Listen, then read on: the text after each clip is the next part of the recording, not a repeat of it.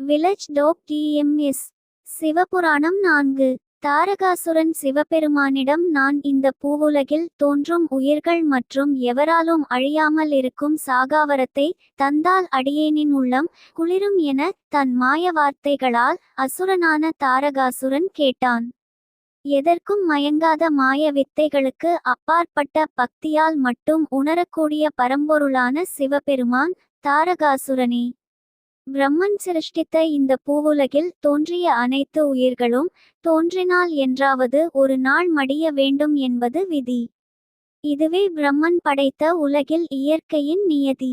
இதற்கு நானும் அடிபணிவேன். இவ்வரத்தினை விட்டு வேறு வரத்தினை கேள் என்று கருணாமூர்த்தியான சிவபெருமான் கூறினார். தான் எண்ணிய வரம் கிடைக்கப் பெறாததால் மிகவும் சோர்வுற்ற தாரகாசுரன் வேறு வரத்தினை பற்றி சிந்தித்து சிவபெருமானிடம் வினவினான்.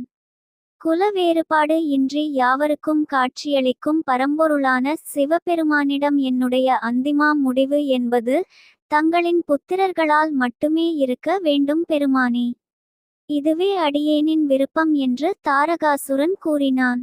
தாரகாசுரனின் இந்த வரத்தினை கருணாமூர்த்தியான சிவபெருமான் அளித்து அடியேனின் மனதை குளிர வைத்தார்.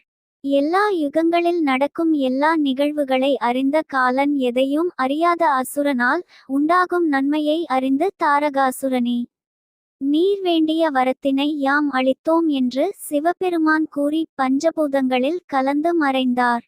சிவபெருமான் தாரகாசுரனுக்கு வரம் அளிக்கும் போது ஆதிசக்தி இல்லாத யோகி வடிவிலே உலகில் உள்ள அனைத்து ஜீவராசிகளுக்கும் காட்சியளித்தார்.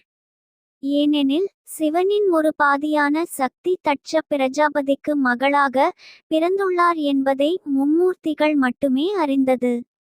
ஒரு சமயம் படைக்கும் கடவுளான பிரம்மனின் மகனான தட்சன் செருக்கு மற்றும் ஆணவத்தினால் இவ்வுலகம் மட்டுமல்லாமல் மூவுலகிலும் உள்ள தேவர்கள், முனிவர்கள் மற்றும் மானிட பிறவிகள் யாவையும் என் ஆணைக்கு கட்டுப்பட்டு நடக்க வேண்டும் என்னும் பேராசை கொண்டு பிரம்மாவிடம் அதற்கான வழி ஏதும் உண்டோ என்று வினவினான்.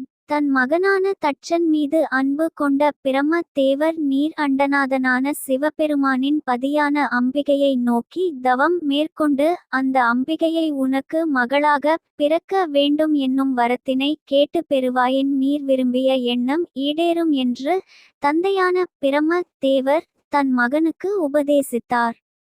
உபதேசம் பெற்ற தட்சனுக்கு அம்பிகை எனக்கு மகளாக பிறப்பெடுத்தால் மூவுலகமும் என் ஆணைக்கு கட்டுப்படுவார்கள் என்னும் பேராசை உண்டாயிற்று.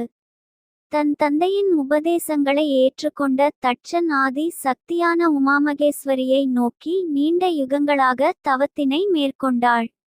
இந்த தவத்தின் பலனாக அண்டத்தை ஆளும் பரம்பொருளின் ஒரு பாதியான அம்பிகை தட்சனின் தவத்தால் மனம் மகிழ்ந்து பிரஜாபதியான தட்சனுக்கு காட்சியளித்தார். அம்பிகையை கண்ட தட்சன் தான் செய்த தவத்தினால் இன்று வரை அனுபவித்த இன்னல்கள் யாவும் நீங்கி நான் சிறப்படைந்தேன் தேவி என்று தன் மட்டற்ற மகிழ்ச்சியை அம்பிகையிடம் கூறி தன் அகம் மகிழ்ந்தார் தட்சன். கருணாமூர்த்தியின் இல்லத்தாளான பரம்பொருளின் ஒருபாதியான அம்பிகை நீர் வேண்டும் வரத்தினை கேள் என்று கூறினாள். பிரஜாபதியான தட்சன் அம்பிகையே மூவுலகில் உள்ள தேவர்கள், முனிவர்கள் மற்றும் மானிடர்கள் யாவரும் என் ஆணைக்கு கட்டுப்பட்டு நடக்க வேண்டும் என்றும் அது மட்டுமல்லாமல் அம்பிகையே தாங்கள் எனக்கு மகளாக பிறக்க வேண்டும் என்னும் வரத்தினை வேண்டினார். தாயுள்ளம் கொண்ட அம்பிகை தனது பக்தரின் வேண்டுதலுக்கு இணங்கி தட்சன் கேட்ட வரத்தினை தந்து அருள் பாவித்தாள்.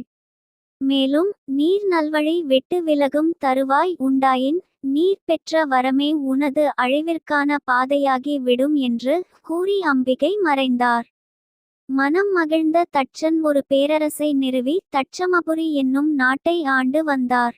தட்சனுக்கு பிறந்த புதல்விகளில் ஒரு புத்திரியே அம்பிகை அம்சம் உள்ள சதி தேவி ஆவாள். சிவனிடம் பெற்ற வரத்தால் மனம் மகிழ்ந்த தாரகாசுரன் யோகியாக இருக்கும் சிவபெருமானுக்கு எப்போதும் வாரிசுகள் பிறக்கப் போவது இல்லை என்றும் நான் சாகாவரம் பெற்றேன் என்றும் எள்ளி நகையாடினான்.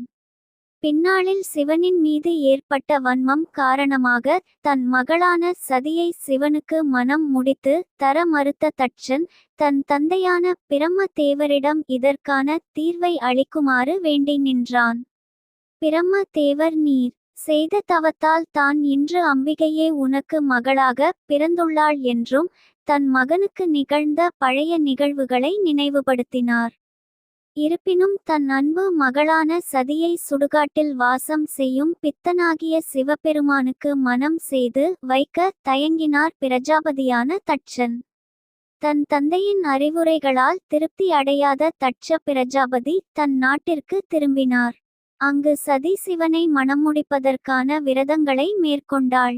இதனை கண்ட தட்ச பிரஜாபதி சிவனை உனக்கு மணமுடித்து வைக்க எனக்கு விருப்பம் இல்லை என்று தன் முடிவினை திடமாக கூறினார் தட்சன்.